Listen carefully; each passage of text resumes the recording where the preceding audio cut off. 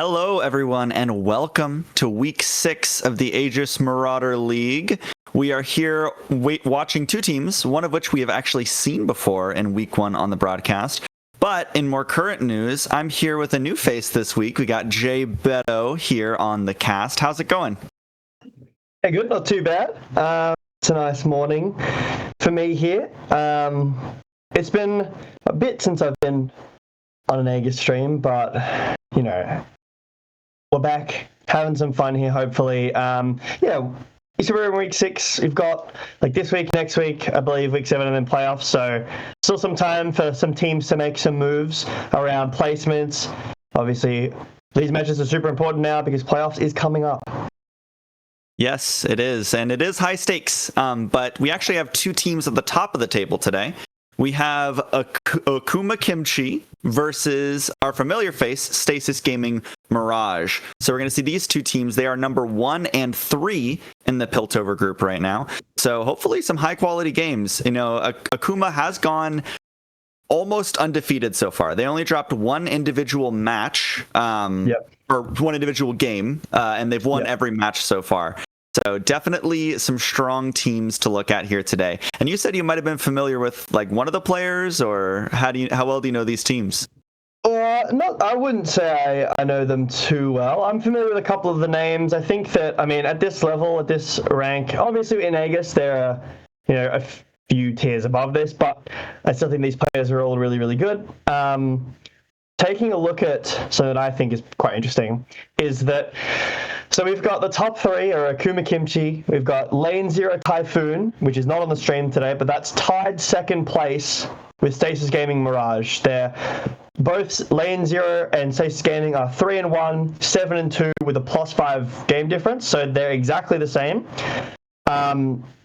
Lane Zero Typhoon is playing against Goats and Glory, who are 0-5 with a -8 game difference. So they are favored to win that. And if that does happen and Stasis Gaming Mirage lose, then SGM would be guaranteed 3rd seed. So this is an important match for both of those teams. I know that Lane Zero Typhoon is not necessarily in this game, but it is still important. If this upset, I'll call it an upset for Stasis Gaming Mirage, were to happen, the standings would kind of be shaken up just a little bit. I think it's very likely that Lane Zero Typhoon wins that. So I think that Stasis Gaming Mirage need to pull out some moves to secure that second slot, or try to contest that second slot at least.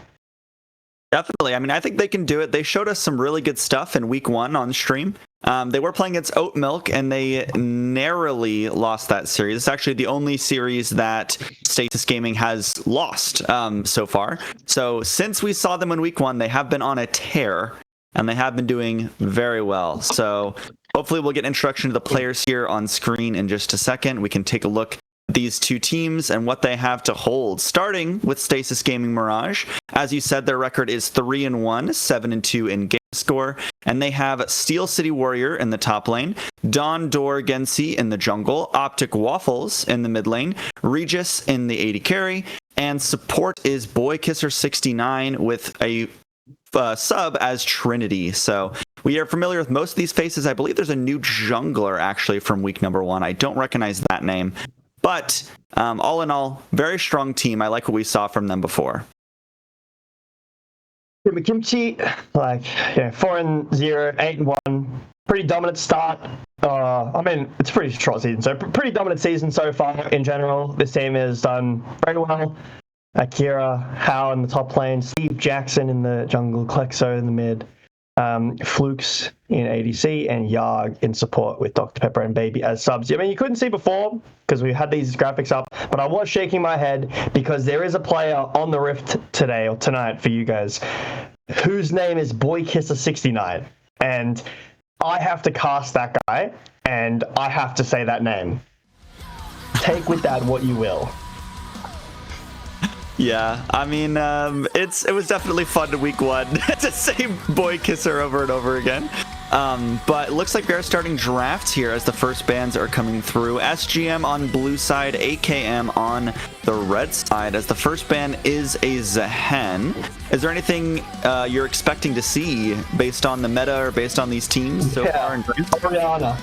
I expect Orianna. I think this is at a level where I've been like on the first stand patch that was just finished. I haven't really caught up with the recent patch. I was trying to keep my brain in that mode. I think that was 25. We're on 25.6. So unless there are massive Orianna nerfs at this level, I feel like you should be picking Orianna. The three that really get me right now is Orianna, Ryze, and Rumble. Nico's also like a third sneak there. Maybe Yunara you could add in too if you really wanted like a four. There are a couple of really strong picks. I'm really surprised if those three go through the entire draft at this level. I think that these players should be able to play those picks and they're very, very strong. Yeah, definitely. And actually one that we've been talking about for a couple weeks now. Oh, there's the Rumble as you're talking about it.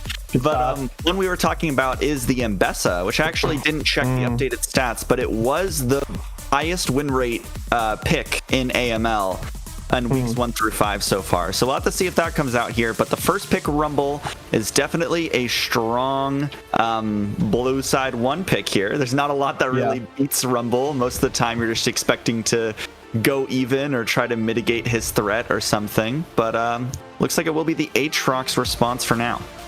That doesn't feel like an easy lane at all to me. I mean, it could be Aatrox jungle, like it is still a flex, but I feel like you just get eaten alive in this matchup.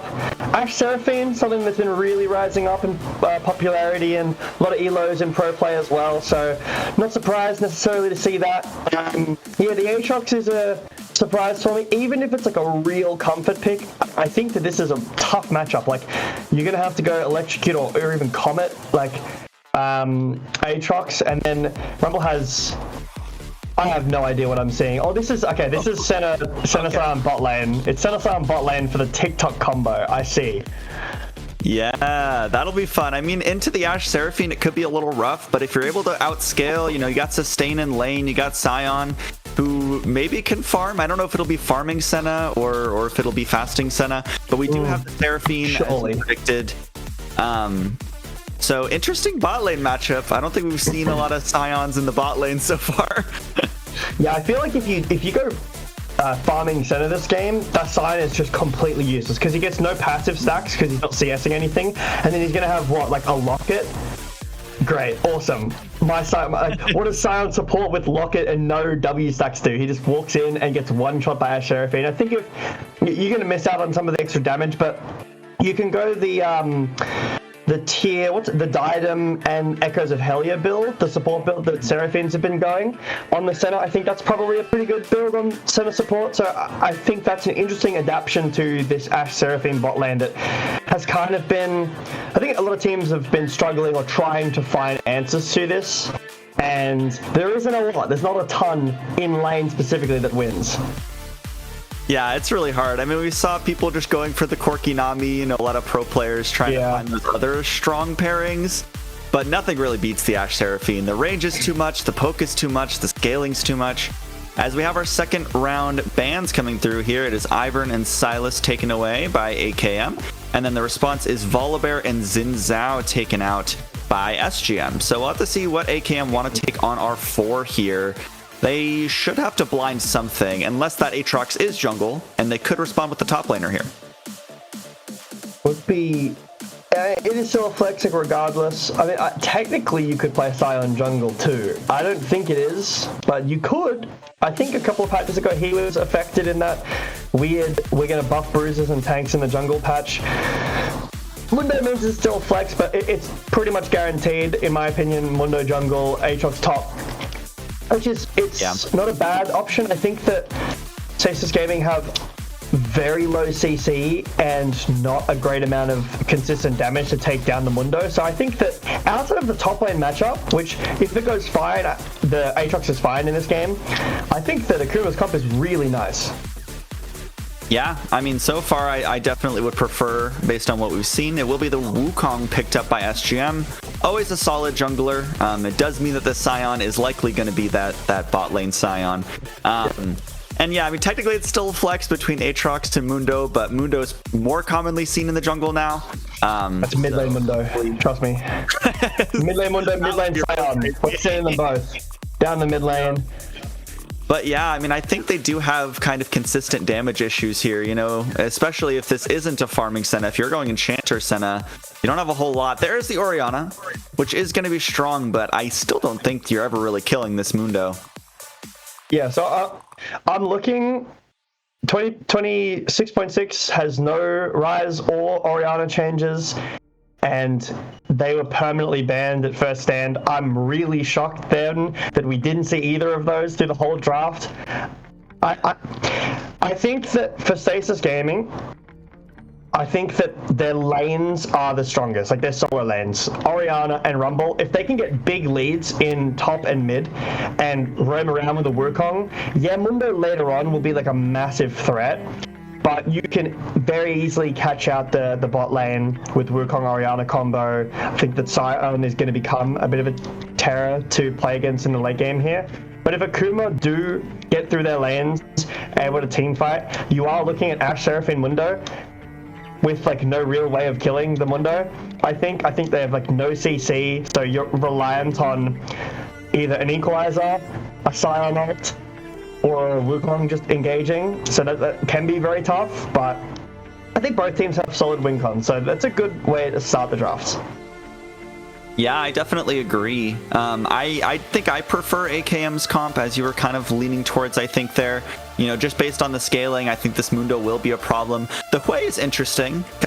Can play pretty safe from range against the Orianna and lane, but will get blown up if the Orianna and Wukong do get ahead together. So we'll have to see if they can manage to stay safe on the Hui pick. But these are our two teams set up here. It looks like it is Mundo in the jungle as far as this shows. And if you had to pick a team, what are you thinking? I mean, I do really like Akuma's comp, but like I also love the Orianna pick. And I want to be able to say, because I'm a huge, you know, if you win, obviously it was the correct pick, right? Like there's no other analysis that needs to be done. I'm being sarcastic, but I want the Orianna to win. I really don't want to I've spoken about Orianna this whole time. I don't want it to lose. I think that I genuinely do think the Orianna is a really, really scary pick, and that it can take over games.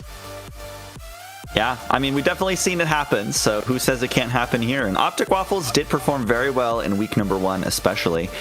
So, now let's do our little mini game here. I know you haven't done the Dragon Soul guessing with us before, but, you know, basically just pick what soul you think it's going to be for game number 1. I think I'm going to go with Chemtech, because I think that'd be pretty funny with a Mundo and Sion. You pick Cloud Soul. It feels like a Cloud Soul game to me. I feel like there's slow immunity for Ashe would be nice, and I think there's a couple of champions that really use it, like Wukong, Aatrox, Mundo with Cloud Soul. That's really, really scary. But before we do anything else, Zen Market is your one-stop solution for buying products directly from Japan. They help you buy items from over 10,000 shops in Japan, as well as place bids on auctions on your behalf. On your behalf, they'll do it for you. They'll even consolidate all your items safety into one box and can ship internationally. That's pretty good for me. I'm very far away from you guys in the States, and I'm even pretty far away from Japan too. So that's nice. They provide excellent customer service in 19 languages, which is why Zen Market is trusted by over 2 million users worldwide. Check the panel below the stream or click the link in the chat to try them out now. If you sign up with the promo code Aegis in all caps, you'll get 3,000 yen off your first international shipping fee. Also, if you decide to make a purchase on Zen Market, use code in capitals Aegis25 to get 25% off your first purchase. Good stuff. Thank you, Zen Market. Very good stuff. Yeah, thank you, Zen Market, and thank you to you, Jay Beto, for reading that for us. And we will see you guys right after this break for game number 1.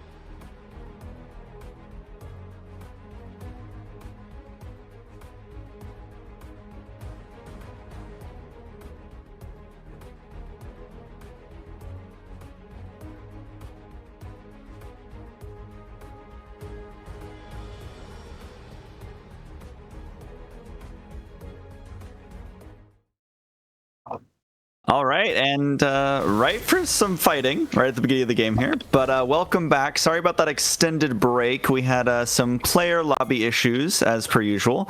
But we're here for game number 1 between these two top teams in the Piltover group. What are you expecting based on these matchups? Well, first of all, I want to say that it is, like we mentioned before, center support, so I remind, but they've swapped. So the support player is actually playing the Scion in ADC, and the ADC is playing the center as a support player.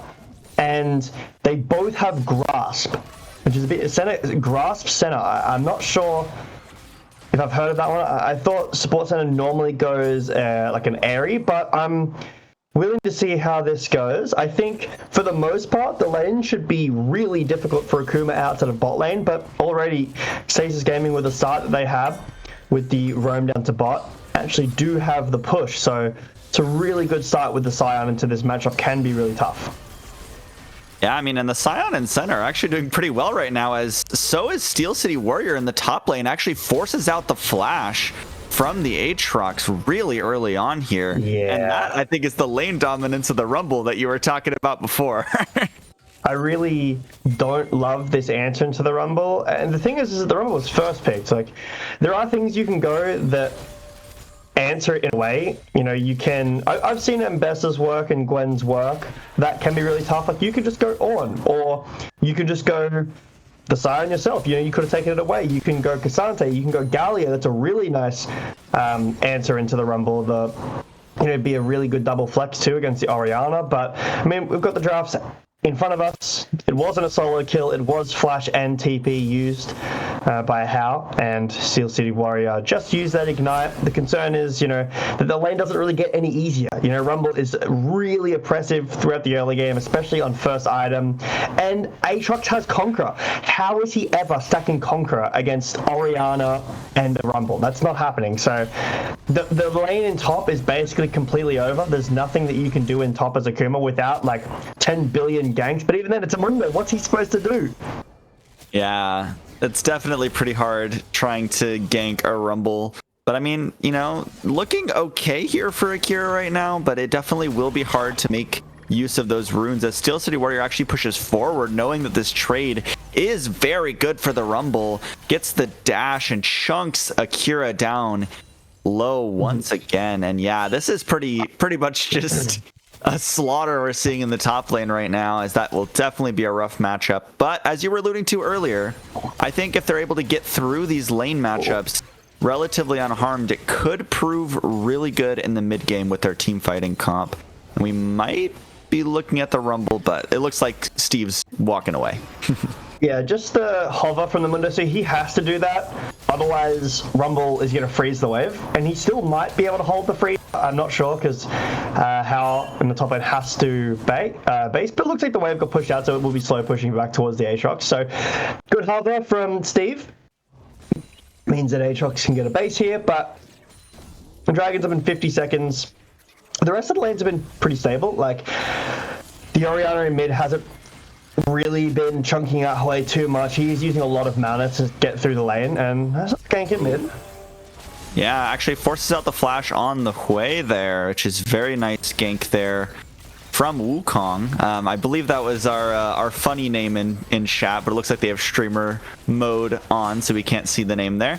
But either way, bot lane going pretty interesting here. I honestly would have expected Boykisser and Regis to be more pressured at this point in time. So maybe we'll see a CS lead start to grow, or maybe we'll see once they hit level 6, they can use the Enchanted Crystal Arrow to get some pressure.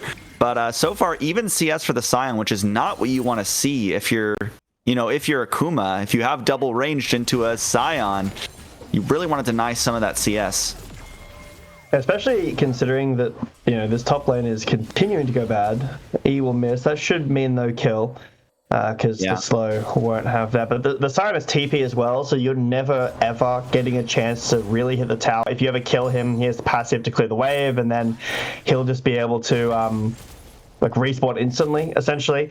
And this would be good. Like, if you had a bunch of bot prior, with this stability in mid, you could maybe make a conversation about, getting Drakes. But because bot lane is pushing, I know Mundo is on the Drake right now, and this is kind of not fair. Mid lane is getting a gank, but he shouldn't really be able to do this. Now the Prior from bot comes through, and his bot lane will join Steve at the Dragon, so decent use of the Prior there. Finally been won by Akuma, and that'll net the first Dragon over. Yeah, I mean, that's a really good look for them from the Ashe Seraphine angle here. But honestly, I don't think they did too much there besides just moving at the very end. I still want to see them pressure more with this advantage. I think that the Ashe Seraphine, like we were talking about in Champ Select, is a really, really good combo. So hopefully they can make some good use out of it even before the mid game, but especially when we get to those team fights. So we've got a... Goodness, I've forgotten the name.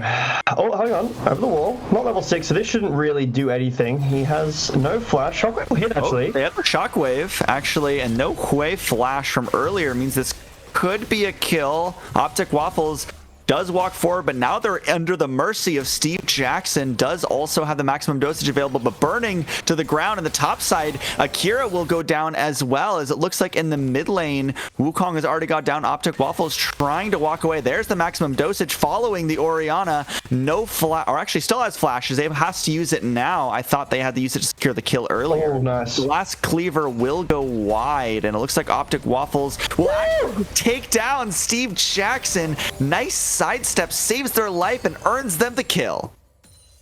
I thought that was a bit of an overstep.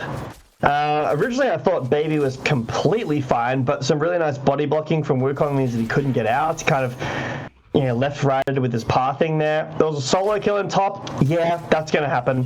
But I thought that Steve Jackson was going to be able to get a double kill there. Optic Waffles with a ton of great footwork, dodges a ton of cleavers and is able to get out. So very nice play in mid now, 3 kills just and the 1 for Akuma. But my main concern is this top lane. It's a 20 CS gap now. It's a kill. When this first item gets online, I really think this Aatrox is going to start creating a massive hole. Nice arrow. Into the Encore, into the CC chain, nowhere to go for Regis, as that will just be a kill over to Fluke. Nicely done pairing the ultimates, and that is the kind of advantage I was looking for them to get. Yeah, that's good. Remember, it is only the support, so not too bad, but it is a kill onto the ADC, so that is really important. Good to see the ult's been used correctly, well together, the Prior being generated in bot. The early start to the bot lane, you could attribute it to the 4-man bot kind of gank attempt that gave priority over to Stasis Gaming, and they already used that for a little bit. But now that the races have come through, this is there's the slow, the burn. The Hex Drinker Magic Shield does help a little bit. It's actually World Ender comes out knowing Steel City Warrior is out of cooldowns. Besides for that equalizer, this is a very close fight. And good look there for Akira, but unable to take down Steel City Warrior. Thought that they had an angle, but it didn't pay off. Yeah, this is just a pretty easy gank. Sorry, not a gank. A pretty easy solo kill is what I meant to say. I thought originally that the rush of the Grievous Wounds item, I can't believe, Oblivion, my goodness, I forgot it for a while. I thought it was a bit ambitious, like you've already got Ignite and you're so much more range than Aatrox, but I guess in the all-in, you really needed when Aatrox ults, so it actually came in mega clutch there. When this... It could be Riftmaker. Oh, hang on. Root onto Regis. Regis still has the flash. Actually flashes the Enchanted Crystal Arrow. Good escape there, but forcing out that cooldown, and now you could get dove. As the cleavers are landing, the pressure is building on both sides of the road. Kira has to try and walk away now. Does have the flash again and probably will have to use it. The Ignite actually comes down, flash forward, but flip to the bot side. We do have this dive underway, but Regis managed to stay alive for now. Although does get taken down by Baby. Nice one, as Coach Yarg will pick up the other kill there onto the bot lane. The Afterlife, and Optic Waffles is here though and gets a 1 kill back, but will go down under the tower as well. The teleport into assist is pretty much just tragedy for SGM there. Nice dive there by Steve Jackson. Baby back. We're still going. Sion's TPing back. He's going to try to cancel some bases here. If he manages to cancel the Ash base, it could be big, but no. All the bases were channeled through, and Akuma get out safely. I love the fact that they're playing around their really strong lane. You know, the Orianna didn't really get a massive lead through the lane, so the Ash Seraphine being able to dive with the Mundo, super strong 2v2, which turned into basically a 4v4 there and even out the kills. The issue is that this actually could be a kill. He's going to have to lose Flash, I assume. Steel City Warrior is going to have to flash. Wallender comes out. The Flash is still available for Steel City Warrior. Wow. No Flash having to be expended, though. That is really good if you're the Rumble, but a little bit tragic for Akira. If he hit Q3 there, I'm pretty sure Rumble dies. He gets knocked up into, like, I think Aegis gets the dash back soon. I think he can probably go for a dive, but the Q3 didn't hit the knock up, so now he's 2 levels down. Sorry, he's 3 levels down. Upgrade TP on not the upgrade TP. We're calling in the Dragon Pit. Yes, and it looks like this prio will be paying off again for now as Wukong forced out of the Dragon Pit. I'm hoping they pull this dragon out, trying to make it a little bit harder. Yeah. No Chemtech Soul. It's already gone, right? You had predicted Chemtech Soul. Cloud Soul's still on the table here. Let's see if you're right. And looks like we're both wrong for game number 1. That's tough. That's a tough one. I mean, you know, sometimes you feel it. Sometimes you were lied to by your feelings, all right? I really felt it, but we're going a bit tanky. I think that the Cloud Soul has some value, like with the Mundo. Like in the all-in, it's really nice. So if you have the big shield, or even any of the extra protections, it can really help against this Rumble. My concern is this is not going to get any better. And we don't have grubs on the HUD, do we? No. Oh, yeah, we do. Okay, so 3 grubs already got for Stasis Gaming. That's what I thought. So, like, the tower is going to end up being pushed down. There's a ward here, so Hal will know. Oh. But when Rumble comes in, he just comes in for the wave. He just wants the wave, right? But, like, Hal's going to get dove, or at least, like, this tower's gone. So, like, a hover from Waffles through the mid lane too. There is just nothing that Akuma can do in the top side, so they have to make a play in bot. Stun into the Encore. The Cleaver lands 2. Another kill over to Yarg in the bot side. And they really love to split our attention on the map. Waffles now in danger of being solo killed. Baby actually picks it up and Boykits are now in trouble. And it is AKM pulling it out in the other 2 lanes. You know, Akira will die on the top side, but Aatrox has already been behind. Look at your other 2 lanes. Fantastic work. Yeah, I think that Steel City Warrior right now is pressing tab and going, guys, stop inting, please. But really nice CC chain. I love that Steve Jackson over here is, you know, kind of letting his top lane lose and just getting an advantage through bot. There's a really nice solo kill from Baby. Like, I really expected this Orianna to do more, and it had, like, an even game state, but now 3 kills, 20 CS gap. Like, I know that you do get outranged, but does Hui bully you this hard? I guess Baby playing the lane really well, finding a massive advantage through mid at 1k gold, but there is still a 2.5k lead in top, and that is a Rumble, so that's pretty scary. And the bot lane advantage isn't too big. The Sion will do some scaling, so mostly now, actually, Baby with the gold lead. When this second item is completed, when this Leandries is finished, the dragon stacking, really important part. This is a fun part about the Sion Center. It's a bit unfortunate they didn't get to do the combo, or that we saw at least. They didn't get to do the TikTok combo. But the Sion can lane for free versus anybody because he's such a good weak sider, and the center can just roam and play mid. You don't have to put your Sion in mid. Normally, if you have an ADC, you want your ADC to go mid. But obviously, the ADC is a Sion this time. He's ulting. Ooh, charging in onto Baby. Baby does have the flash. Uses the Spiraling Despair to try and slow down Boykisser. Into the Flea is a very nice combo there. And this Hui has a lot of heal tools, keeping Baby alive for now.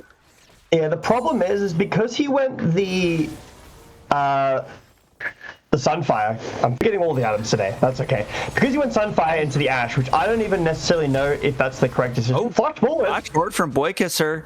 Wants to. I mean, Baby has flash. Kill. Yeah, the flash is still available. There's the Flea as well. Yeah, the main struggle here is gap closing, as Boykisser is well aware of, but not quite able to get that solo kill for now. Yeah, I think that this is a good Herald take. Top prior, mid prior with the Orianna in the center, very nice, well played. I think that if he hadn't gone this, the lane would have been maybe a bit harder, but the rest of his team, like there's a Hwei there, there's a Seraphine there is a decent amount of magic like damage around, so I hope that we do see some magic protection from the Scion soon. And the movement speed boots as well. I'm a little... It is good against the Ashe, against the Seraphine, sure, but we're making many tankier, obviously. The Raptors will be invaded by Steve Jackson, and he'll be able to walk away, but it's okay because we still get souls from that. Nice. Can we get a soul check, actually? Now we'll see how many souls. 61. That's not too bad. Yeah. As whoa, Wukong. Oh, that was bad. There is a crazy team fight breaking out. They were so split off from the rest of their team as the ultimates just win the fight for AKM. Boykisser's not even there, but Optic Waffles and the Wukong just walking into a bad position there as Baby now looking towards Boykisser on the side, uses that Spiraling Despair. Still no magic resistance on the Scion will mean that this damage sticks pretty well. Trying to block the way out. Boykisser should get pinched off here. Doing quite a lot of damage, I will say, but should just go down. It goes over to Steve Jackson, having a great game so far on this Mundo. Oh, just the wave. I was really, I was a bit shocked by that kill. I saw 30 seconds left of Dragon. I was looking at, I thought, okay, we've got time for center soul check. Yeah, the Scion's in bot lane. He's not with the team. And then I look up and Wukong's flashing into a wall, dying. Orianna's dead too. If you wanted to fight this, like, wait for your Scion. He's in a great position. You have Herald. Use the Herald to charge in, you know? A lot of teams in professional play have been doing that. And it's not like it takes a massive skill entry, you know, to put the Herald down and run people over with it and then get into the backline with your Scion, who, I mean, didn't have ult. It was a bit unfortunate that that timer wasn't any better, but Akuma, it really feels like top lane got completely gapped and the rest of it has just been kind of winning in isolation, some nice dives, and they've been playing the map better. Like 3 dragons for free, another ult onto Baby. This is not going to be a kill because Baby has flash. Oh, hang on. Here's the equalizer, actually. Flash does keep Baby alive for now, but Steel City Warrior flashes forward. The Enchanted Crystal Arrow, though, keeps Steel City Warrior under the tower for so long. With the shield, keeps the Rumble alive. Nice kill there onto the way, and almost a good turn there from Fluke. Very nice arrow and a good roam. I mean, this is just a classic Baus good death. Go get the tower plates. Yep. He might even... The one over. Oh, no, okay, that's fine. So just get the next wave as well. Boom. Big. More CS. Meanwhile, in mid, though, we are pushing pretty deep. The Herald did crash, so this will be a tier 1. So some gold back in the pocket of Stasis Gaming. The gold is actually pretty even. That was an ambitious ride in the Herald. He caught him. Yeah, but Steve Jackson's here now too. Flash encore catches the Wukong, but there's the shockwave onto 2. Kochiar getting so low, will be shut down there by Regis. Now it's 1-for-1 in this team fight. Can't really get onto the mid lane tower, but here in the top side, Akira is in that world ender, but it's just getting burned down by Steel City Warrior. Now 3v2, but it looks like no other kills will be taken for now. And that was an ambitious ride in the Herald from Wukong. Don't know where he thought he was going, but it's only 1 kill, only 1 death onto Stasis Gaming, and they're able to trade back onto the Seraphine, so not too bad. The gold is relatively even, like, team to team, only 1k. Oh no, he's behind. Nice flank. Baby is just cooked by the flames. This rumble just comes out of nowhere. I feel like I'm starting a point. I need to look at the map more because I'm looking at the screen and it's like, yeah, okay. Nothing's really happening, Baby's pushing away, and then there's a rumble behind. He's happened like 3 times now. Yeah. Flanking rumble with no... He has upgraded TP, like the free TP. I don't think he's used it once yet. Yeah, I'm not sure. Steve Jackson holding the wave on the side. It is weird to see your bot laner, technically support player side laning, but interesting. It makes sense. if you gotta have the Sion side landing, he ain't going mid this game. Keep the Orianna mid, the Rumble and the Sion on the side land. All right, well we've got some time here. You know, Dragon in 2 minutes, Baron is up, but it's pretty impossible for blue side to start Dragon. Maybe red side could, but again they'd have to turn. So I'm gonna call for center end Sion stacked. Let's take a little look here. If we could get that up. Sion has got 880 or something. Is that what that says? So not bad. He's getting stacked up there. And then Senna's got 73, 78. 78, yeah. Nearly 80. So 80 is pretty good. 80 at 20. That's like old ADC Senna. Like that's what you liked to be. And funny thing is, it's not that enchanted build. So I was really expecting it to be the build that Seraphine's going, that Yarg has, but it's actually just an ADC build. It's Black Cleaver. I assume this is going to be RFC with that. Oh, this is a face check. But face checking into the Perma CC chain. The Cyclone comes out, but you're already dead, as Baby will pick up the kill onto the jungler of SGM, but watch this unstoppable onslaught coming through on the side, and that will be one taken back for SGM as they continue the fight. The shockwave is good. Optic Waffles barely gets away. Steve Jackson pops that ultimate just way too late. That is a triple kill over to Optic Waffles, and SGM totally run over the team fight.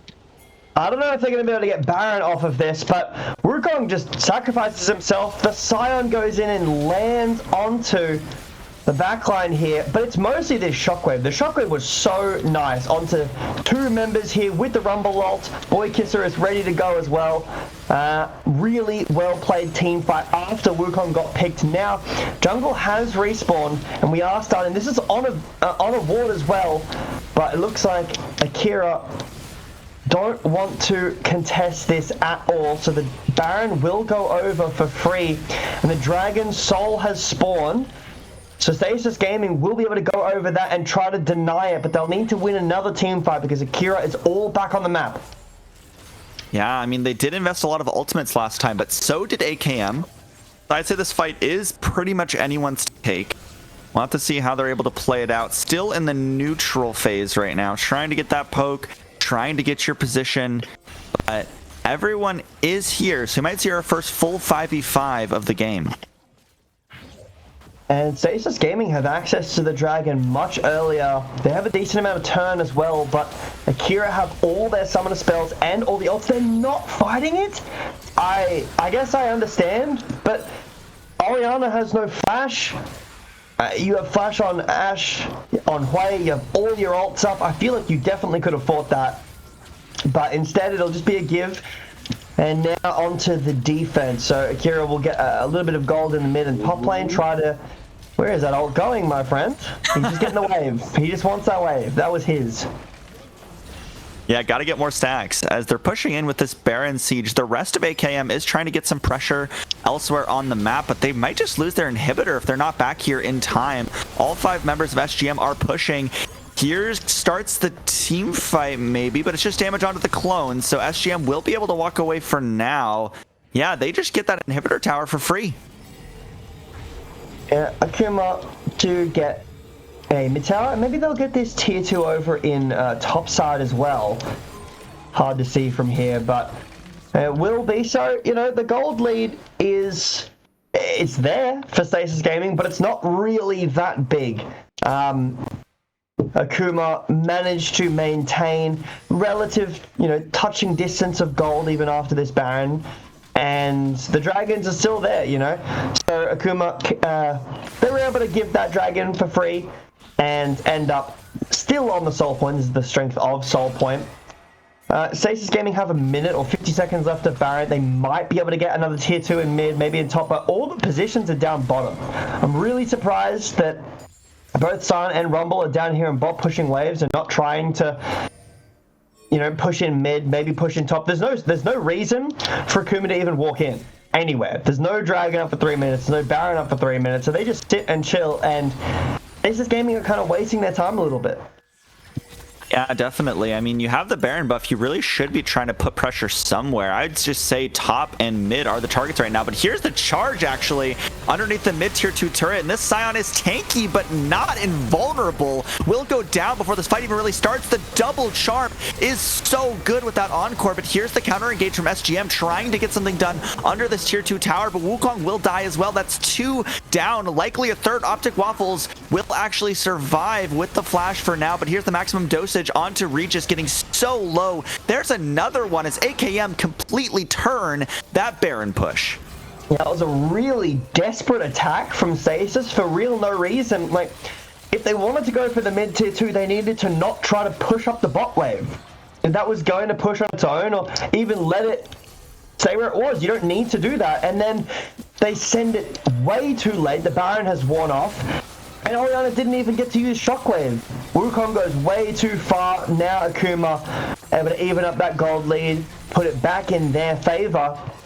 There isn't anything on the map to take down other than towers and a couple of camps here for Steve Jackson. But still, that was a Baron for Stasis Gaming that really didn't get a whole lot. Yeah, I mean, that just sucks to see for Stasis Gaming. I mean, I think it would be a lot different if that mid lane tower was low or if they were pushing it or anything.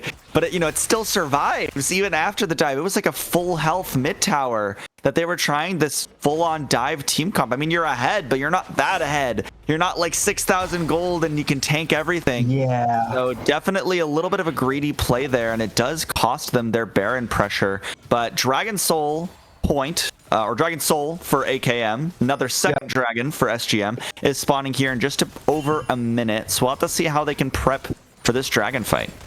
And so we're pretty low on flashes on everybody, and that favors Stasis Gaming because of the Shockwave, the Wukong as well, Ashe, Hui, Seraphine all being immobile. So, I mean, Seraphine has flash, but, Hui and Ashe not having that flash and being immobile. But why does my support center have Runins and Black Cleaver? I don't know what's going on in this game.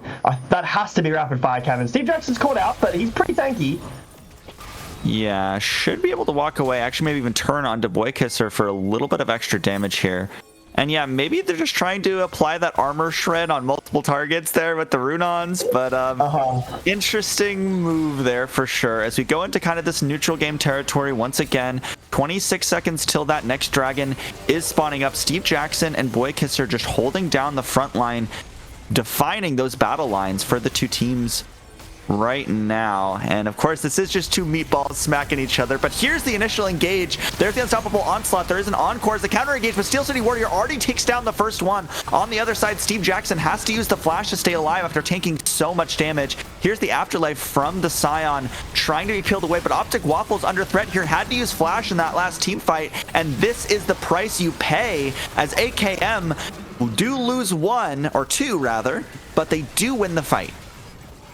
That was a awkward fight for Stasis Gaming. I hope we do get a replay because okay, it's a little late, but what happened is the arrow hit Optic Waffles and then Wukong went in. So there's no shockwave combo onto the immobile carries that I just talked about. Like the shockwave nearly one-shots Fluke there at the, it only hit Fluke, but you need to wait. Someone needs... You have a Scion. Why is Scion not blocking the arrow there? He's full tank. If you had a Mikhails, maybe you could have gotten yourself out of that. But... Sorry, the support could have gotten Waffles out of that. But someone needs to protect Orianna from being shot with an arrow, because the Encore didn't hit the backline. If it had, that would have been a complete instant wipe from Akuma. But Stasis Gaming... now down Mountain Soul. The gold still hasn't ballooned to any real meaningful difference here. I mean, mid's even, top is still winning for Rumble, ADC's winning for Akuma. But it's this Mountain Soul now that in this all-in, that extra shield, the extra protections as well. This Baron has spawned. When Akuma is ready, they're going to walk over to this Baron and they're going to fight you again. And if you aren't ready with this combo that should be paying off, flashes are back up now from Baby and Fluke. Waffles does have theirs, but that was kind of your window to find a really nice shockwave combo. I feel like we haven't really seen a great combo between Wukong and Orianna this game so far. It's mostly been just free-handing the shockwaves on the floor when Akuma walks into it. Yeah, I mean, that's definitely not a reliable way to push your advantage for SGM. They want to use that combo. They want to push forward. They want to get those shockwave cyclone combos. But like you said, Flash is now back up. That will be a lot harder to do as we enter kind of a stalemate. Here's the Enchanted Crystal Arrow. Actually connects onto Aegis. Will get comboed with the Encore into Perma CC. That is a great pick there. Fluke has been just amazing with these Enchanted Crystal Arrows so far, as Boykas are now on the front line, but you're missing your support, who is actually a lot of your damage. So this will be a hard look, but it looks like AKM are just going back for the Baron. Yeah, like that is your support technically, but in this function, that's your ADC. So again, the Scion doesn't block the arrow and a carry gets one shot. I feel like it's quite a simple concept, but Stasis Gaming, oh hang on, okay, we're going. Here's the charge in. They want to contest the Baron, but who will get over? Actually gets stolen by SGM. This Wukong is massive as Boykisser will go down. They got the Baron, but the fight's not looking too good. They will lose 2, maybe 3. No, Hui is able to get out of there. Actually, not Hui. Optic Waffle is able to get out of there. But amazing steal there from SGM. They actually get their second Baron of the game. Hopefully they do a little better with this one. Yeah, so this Baron probably won't do a whole lot in terms of pushing and getting gold or ending the game, but it will make it so that we get an Elder fight, because I don't think Akuma can end. Let's see, what does it go to? 2,000. Oh, it was pretty close. It was very, very close. Akuma looked like they might be trying to look for an end, but the death time is only 10 seconds, and 2 members of Stasis Gaming have Baron. It would be a tough call to end. He just went over the wall. The wall solo. Manages to stay alive barely with the heals, but that was really tough there for a second. Alright, so win cons for Stasis Gaming here. Block the Ash Arrow. Don't get hit by the Ash Arrow. Don't get hit by the Ash Arrow. And get Elder Dragon. That's probably win con. For Akuma, their win con is basically hit Ash Arrow and Encore and get the Elder Dragon. So both teams have, very slim windows here of how they win the fight. Once Ash Arrow misses, this Wukong Orianna combo needs to hit. If it doesn't, the fight is very difficult because Akuma have a lot more consistent damage. They have a Mundo that's not going to die. They have his Ash Seraphine Hui. The Aatrox has sustain. He's much tankier now. He's not just in a 1v1 against Rumble that he's losing because it's level 1. On Stasis Gaming side, you have these ults have to hit. It has to be Scion ult, block the Ash Arrow, Rumble, Wukong, Orianna ults, all on top of the backline. One shot. Hui has no flash. Perfect. Let's go for him. Take down the damage. Once Hui and Ash are dead, you have enough damage to take down the Mundo, take down the Aatrox with time. There's the Scion ult. We are sending it. Yeah, very far away from the rest of your team, though. We'll get rooted up for now, but this damage doesn't stick too much as we're able to walk away. But the Enchanted Crystal Arrow actually goes wide this time. Does not connect onto Aegis, so no pick found there. Step 1, dodge the Ash Arrow, completed for Stasis Gaming. They made it. It's okay. But the cooldown is rapidly ticking up. 45 seconds until the Elder Dragon. No flash on both mids. Prime targets. The Orianna ult is super important. Steve Jackson is very difficult to walk into. Definitely a monster on the Mundo. Has the Heart Steel, has been stacking up that HP. And this is what we talked about. We initially saw these team comps, but they are really lacking consistent damage to take down Steve Jackson. When you do go for something like a Scion and Senna, that's what you're sacrificing. But actually, onto Optic Waffles here, Steve Jackson is trying to just walk them down. They know that Shockwave is the most important aspect of SGM's comp, as they will take down the Orianna to begin with. Boykisser not doing enough damage to Fluke to really threaten anything. Will go down as well. Here's the Rumble, but you're just too late. you can't really do much if you're Steel City Warrior. Wukong getting chased down on the other side over there by Akira, and this could just be the end of the game as Steve Jackson is still just pushing forward onto Steel City Warrior. Will get the kill and will survive. What is this healing? Ooh, hang on. Did I pull out my... Alright, I think I'm back. I just pulled my mic. I pulled my mic off of the table. Nice arrow. Really nice into the game here.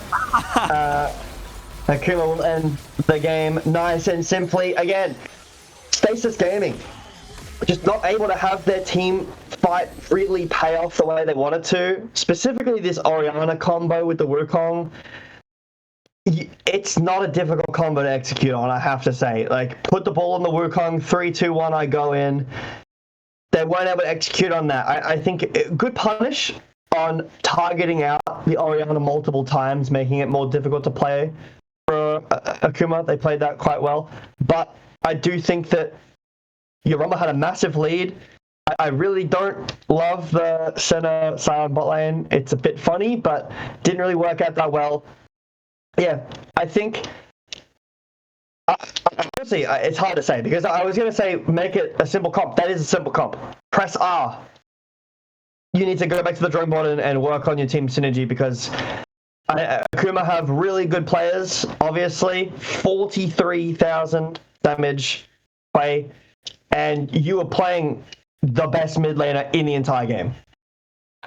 Yeah, I mean, Optic Waffles, I would say definitely was like one of the best players. Them and Steel City Warriors did pretty well, obviously, in this game number 1.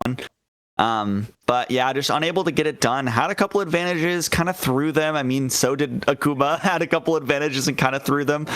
So a little bit of a messy game between these two kind of top-ranked teams. But it was close. That part we got correct in our prediction. It was a pretty close game for a while there, but it will be Akuma taking the game number 1. I don't know about you, but I do think I would give our player of the game to Steve Jackson personally. Set up a lot of good dives, did a lot of work on the Mundo. Mm-hmm. I think Fluke is a close second, but what do you think? I think Baby did a really good job. Like, I know that sometimes I don't love giving it to, like, oh, mid laner did so much damage. Wow. But I do think that a lot of the early game went because of how the Hui was able to play those team fights. You know, solo kill onto Waffles played really well. I think the arrows were super impactful as well. I think, for me, Flick did a really good job finding those arrows, kiting it out, winning the lane. So one of the carries I think is really deserving of that spot. Mundo did well, but he did right-click and press R. And sometimes that's all you need to do. Yeah. Okay, fair enough. Yeah. I mean, I don't know. I thought those plays were pretty good setup, but definitely a lot did well here from all of everyone, honestly, on that team. Maybe besides Akira, but you know, even after the phase, was able to do some good work in the team fights later on. But we'll have to see if they can continue doing that into the next games in their series. If Akuma take the next one, that will be a clean 2-0. But I'm not sure if you know, but we have a bad habit of going to game 3 on our cast. Most of our casts have been a game number 3. So if history has anything to say, we should see Mirage taking game number 2 here. But we'll have to see what actually happens on the other side of the break. We'll see you there. 全マーケットは迅速な発送ですぐにお届けします。あ、ボクセット？大丈夫？でも直接来てくれたの？これって漫画みたいだったね。しかも今衣装着てるし、花でもあれば完璧なのに。完璧だよ。壊れ物だから自分で届けたかったんだ。あなたって完璧。ありがとう、全マーケット。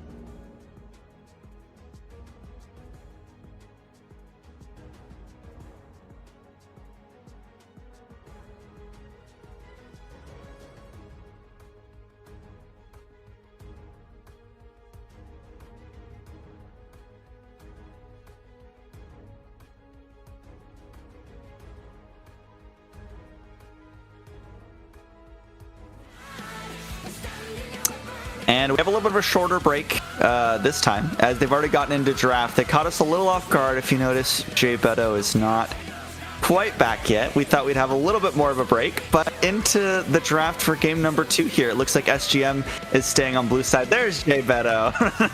And we're back with both of us here as Yunara is the blue 1 pick for SGM. What do you think about that?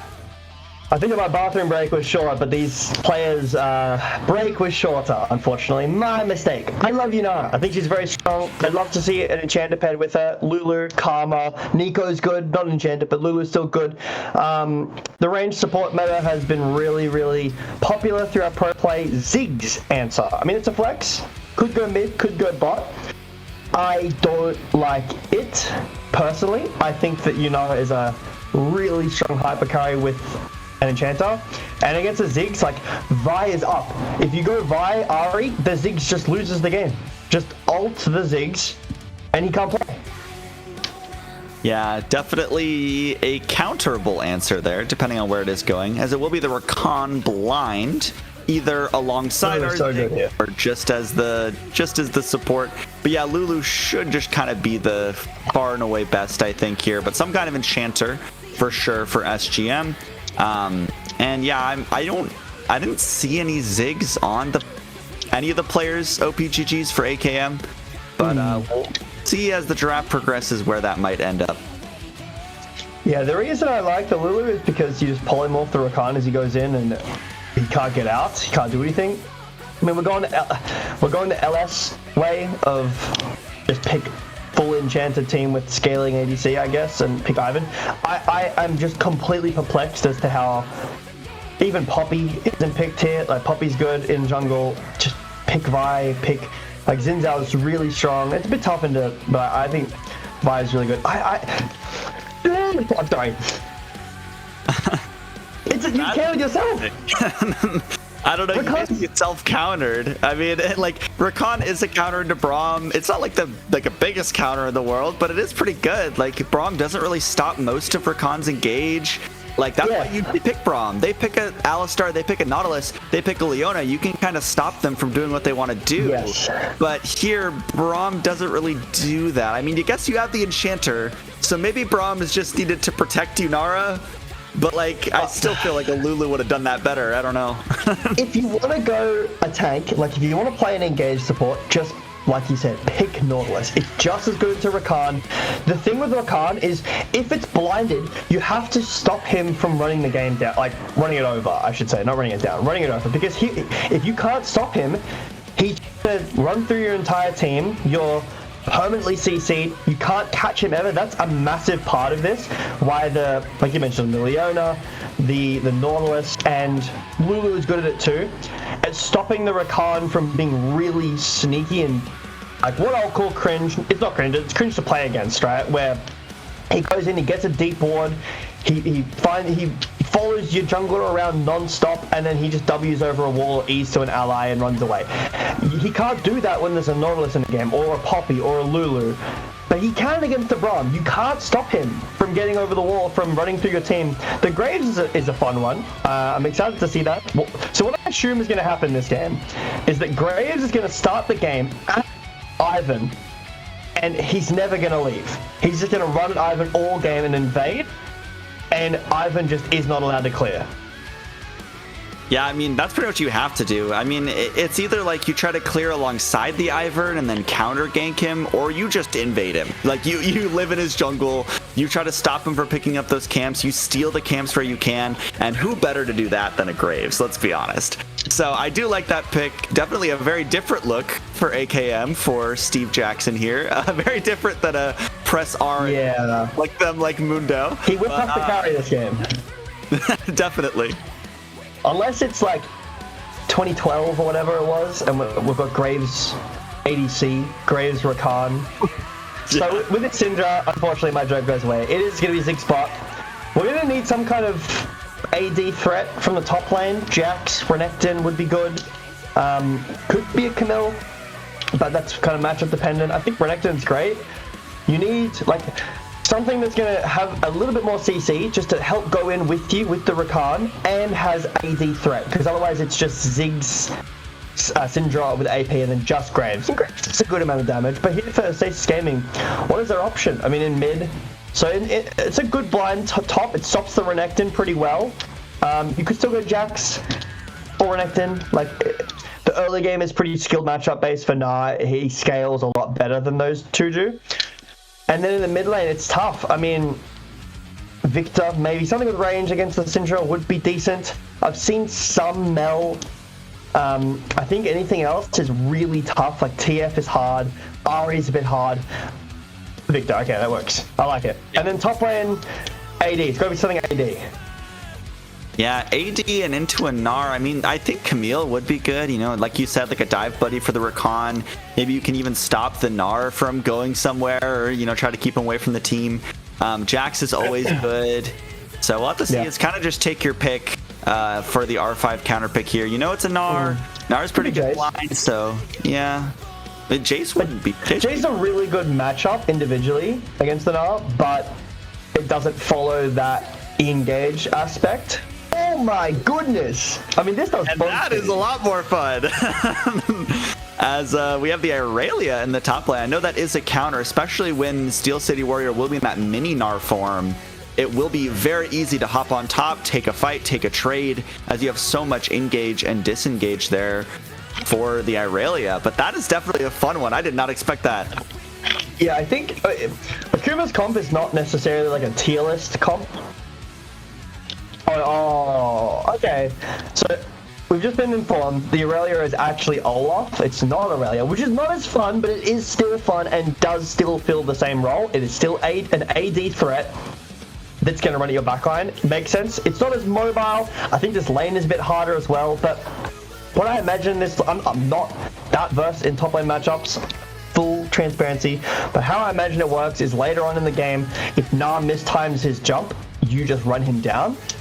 I assume you have to go Ghost in this matchup, and if you don't get on top of him, you kind of just die.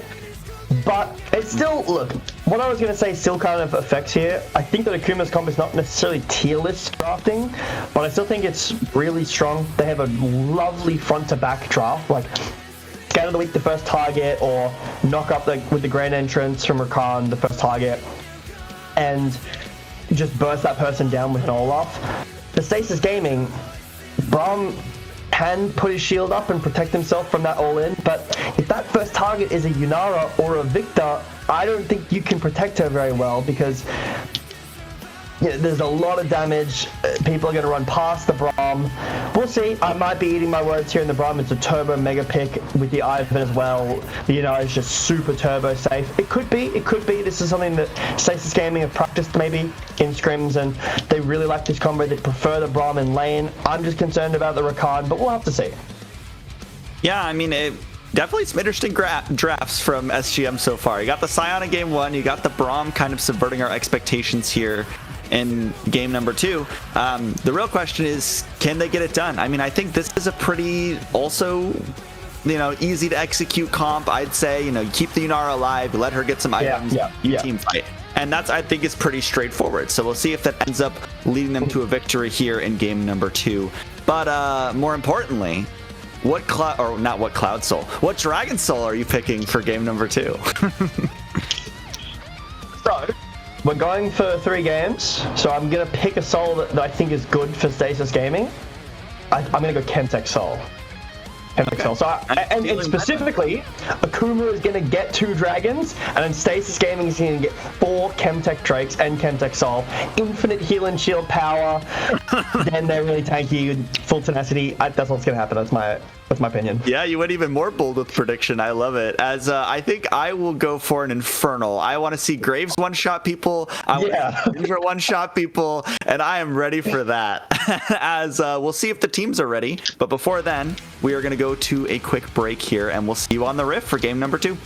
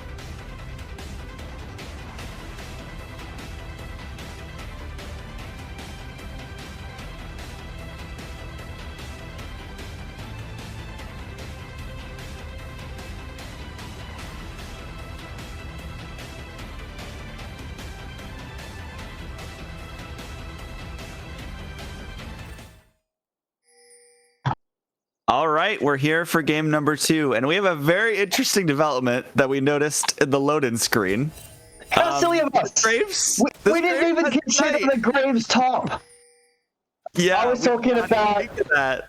6 mid and all the how silly, how stupid of us. Of course, it was Graves top the whole time. Who doesn't know the Gnar into Graves top lane matchup? Yeah, definitely a wild one. I mean, Graves has Ignite, which should be fun. Maybe looking for some early kills onto Steel City Warrior. This game wants some payback, perhaps. But Steel City Warrior actually going the Ghost as well, which I think is pretty interesting for a top laner. I have a question. This is a full tangent here, all right? Because I'm hoping we get some stability in lanes. Full tangent. I was going to text on my phone. I'm not going to read it out fully because obviously it's private information. But I just get texts from the government, right? Who it's like police are looking for this person last seen in this location.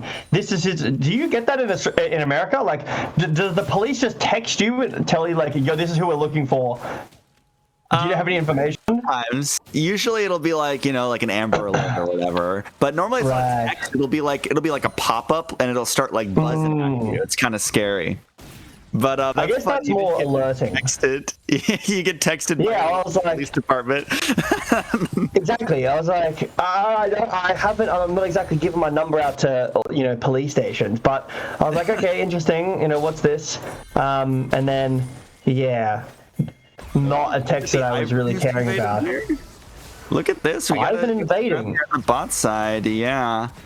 Yard kind of out of position. Ivan goes flashing over the wall. Baby now kind of caught here by the root collar. Optic Waffles wanted to look for this, but here's the Olaf, definitely the strongest character this early on in the game, and does pick up first blood for AKM. Baby has to flash away. Steve Jackson caught by the Braum Q, will get taken down by Aegis as this fight continues. Stun coming down onto Yarg. Yarg no flash now too. This should be a second kill over on the Yunara, and that is tragedy for AKM as the main carry of SGM just got such an influx of gold. Really good pathing from Ivan, because there's no way Ivan should be able to invade an Olaf. That should never be able to happen, but really well played. And hang on. Hopping forward actually will take down Akira. Once the Mega. Ooh, the Ignite almost enough to get the kill back there, but Steel City Warrior has been dominating the top lane in this series, and that trend will continue. Yeah, really nice with the Gnar. Yeah, I'm sure Steel City Warrior is a 2-verse in this matchup too, but really well played, even through the Ignite. Actually, Steel City Warrior has Ghost. Be careful. Oh, you're so lucky. Steel City Warrior has Ghost. Ghost Gnar. I know you went Ignite last game. Just go TP. The upgraded TP is good, I swear. I know that you get a free one, but the upgraded one gives you a big shield, okay? It's good. I swear you don't have to go a different summon spell just because you get a free one. Ivan's here. Bot lane once again. The root collar will come out onto Fluke, taking a lot of damage, but won't go down. But nice pressure there from the SGM jumper so far. Yeah, it was really nice.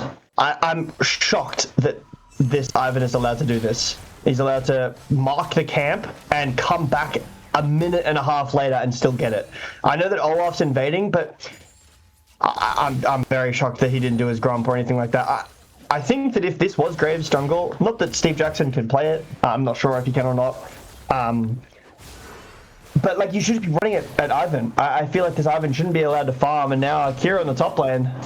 Yeah, Steel City Warrior definitely feeling themselves this game too. Is about to Gnar out and gets a second solo kill in the top side, and it is just the same as game number 1 here. Solo kill after solo kill, advantage after advantage.